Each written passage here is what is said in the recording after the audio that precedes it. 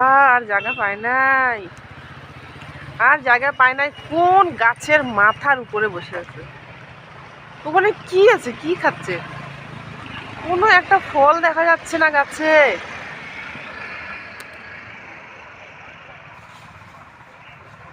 দেখো দেখো দেখো দেখো দেখো দেখো কিভাবে